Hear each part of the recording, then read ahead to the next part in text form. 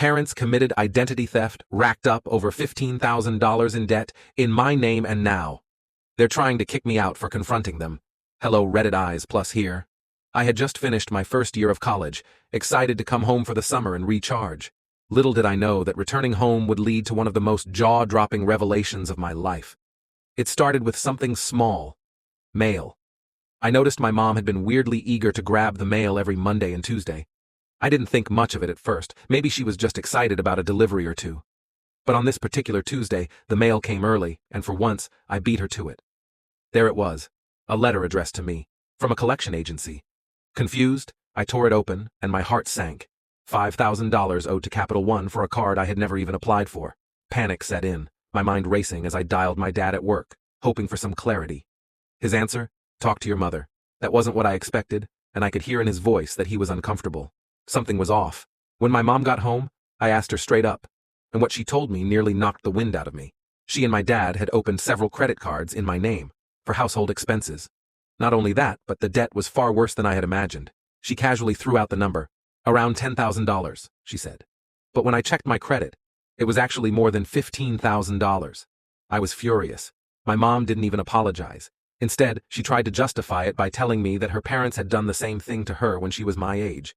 It didn't make any sense. Why would she repeat such a harmful cycle? The worst part. My mom actually suggested I should declare bankruptcy. It won't affect you, she said. You're young.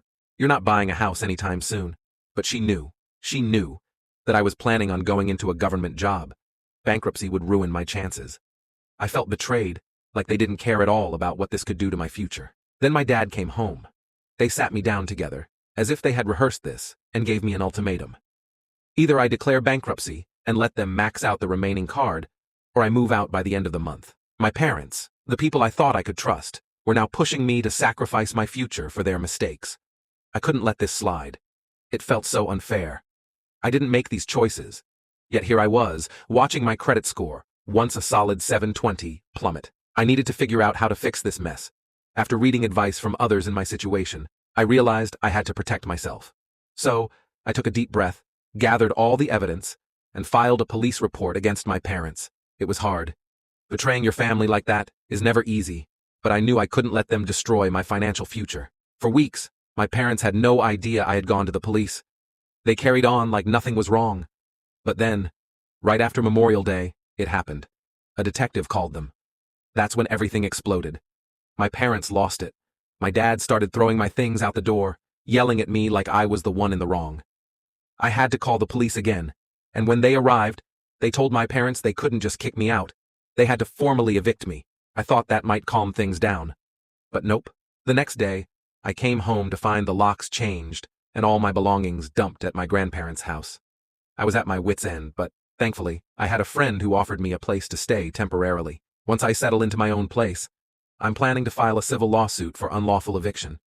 It feels unreal to be at this point, but I know I have to stand up for myself. The detective told me my parents weren't very convincing when they tried to explain the situation.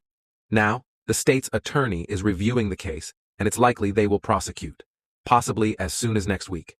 My mom, maybe both of them, will likely face identity theft charges and spend at least a night in jail. It's a lot to process, but I'm ready to move forward.